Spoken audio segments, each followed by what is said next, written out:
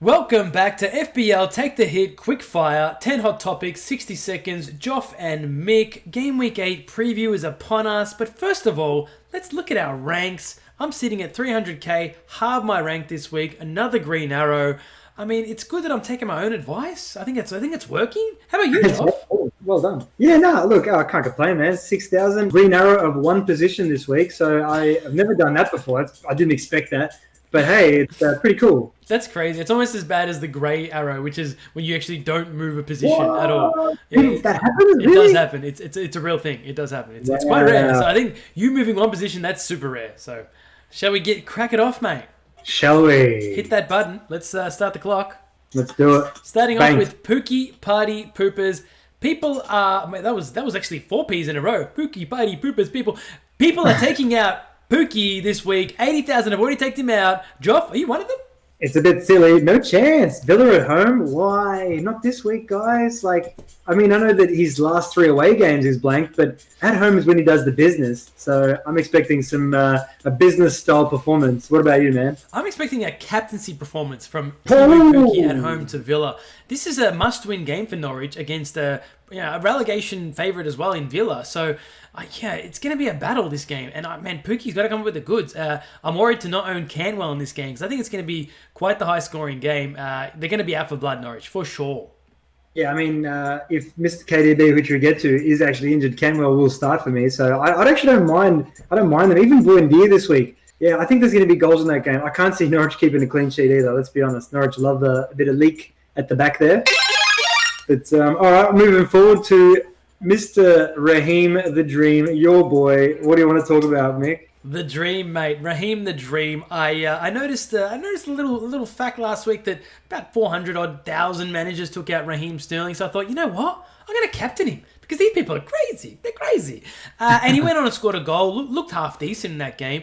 Got a goal and assist in the Champions League this morning. So I'm pretty pumped, man. I'm pretty pumped with Raheem. He ain't going nowhere ever. The guy's he's a premium midfielder that's gonna get you goals and assists in a team that bangs all the time.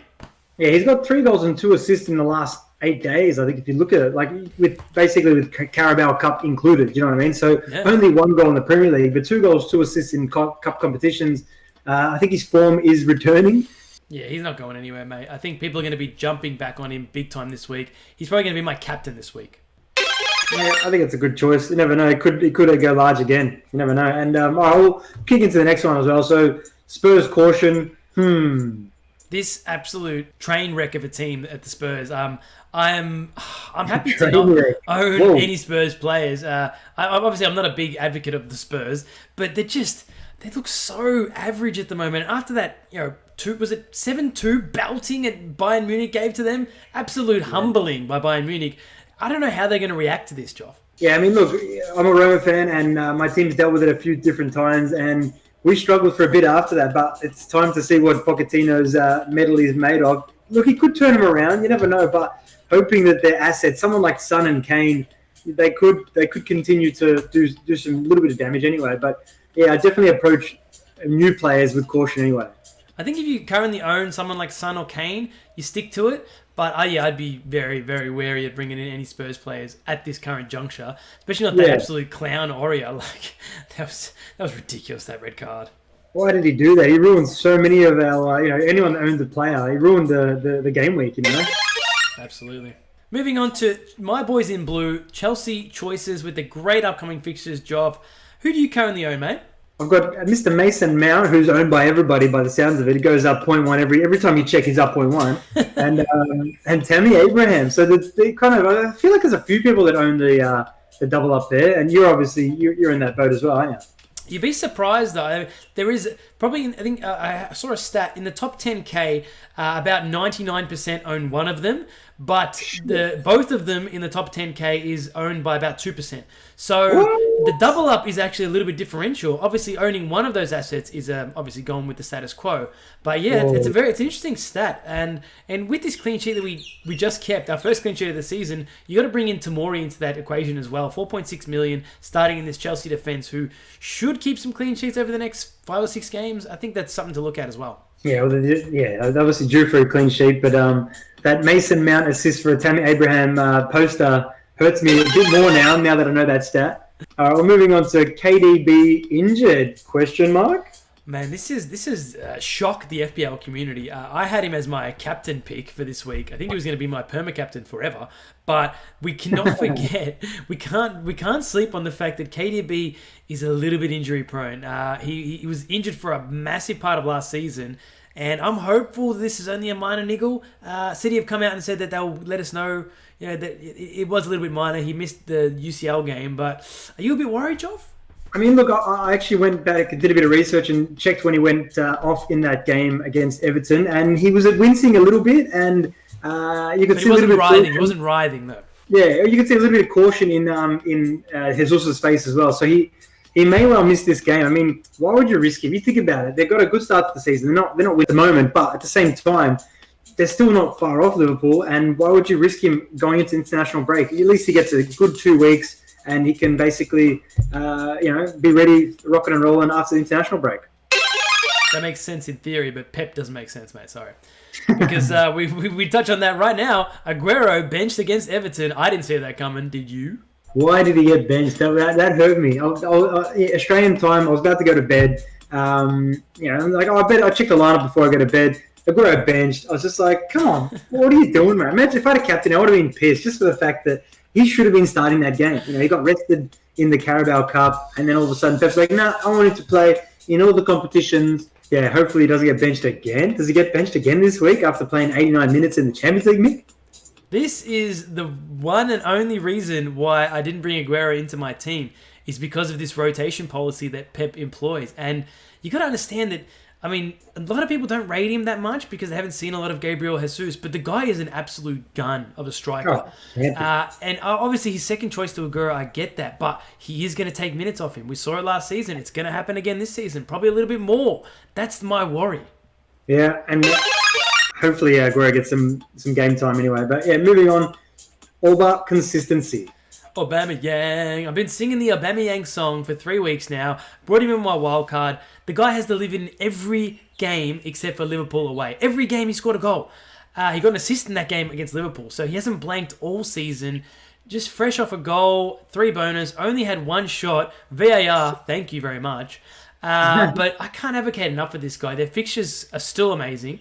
They don't really let up for another 8 game weeks. So you got to be thinking about him, Joff. Please tell me you're thinking about him. Oh, there's no doubt. I mean, once obviously all this rotation creeps into for Mr. Sergio Aguero, obviously Aubameyang. I don't rate Arsenal as much as I'd like to bring him in, to be honest, because he just keeps rotating. Like Ceballos, you don't know who's going to play. That Pepe and Alba are going to start, but you just want a bit of consistency in there in Arsenal because Alba's going to do the business. But he had 1 shot against United. You know what I mean? It's a bit sad. I'd love to bring him in. I'd really if they really had a really group team there and are really performing well, you'd be bringing him this week.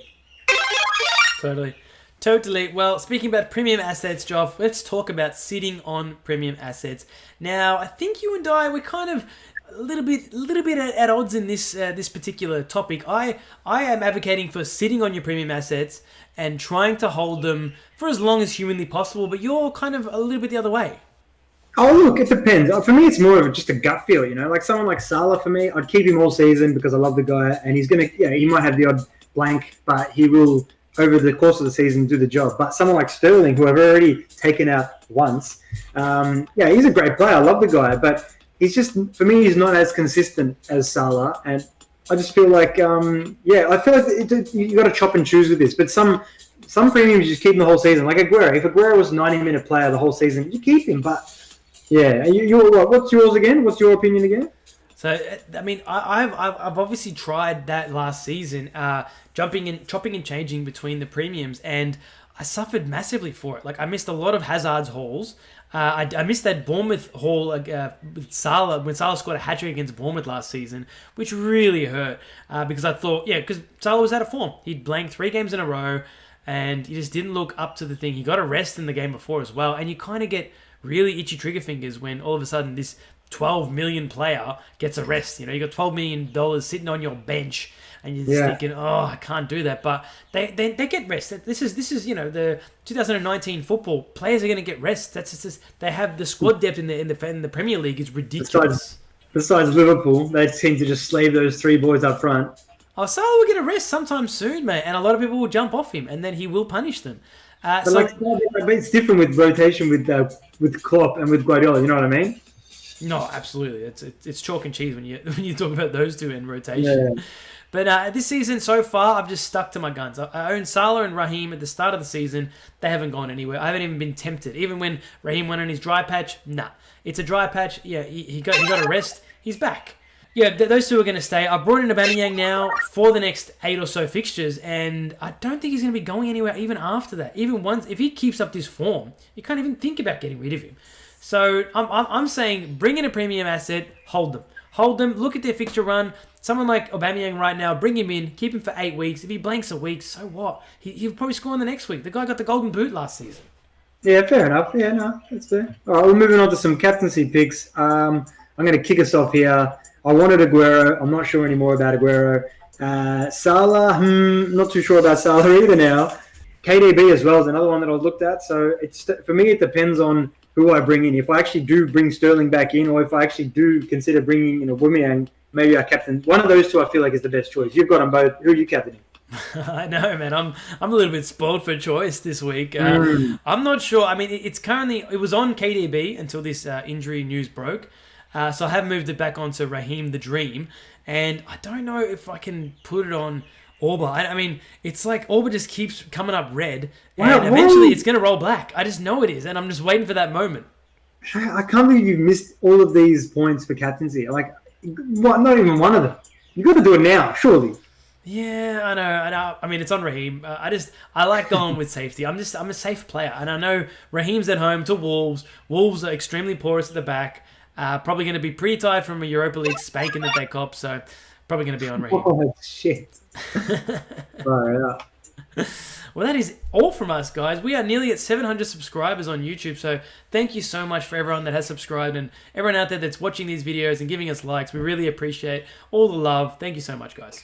Thank you, guys. We really appreciate it. And all the UEFA Champions League support and love, we appreciate that as well. I hope that those videos have helped you and, getting a good start, getting a good analysis of understanding of different things about the Champions League. But, and check out our podcast as well. It's on all those beautiful podcast platforms and Spotify, all that kind of thing. Absolutely, man. If you really enjoy what we do and you do want to support us, head over to Patreon/FPL Take the Hit, and you can support us there from as low as $1.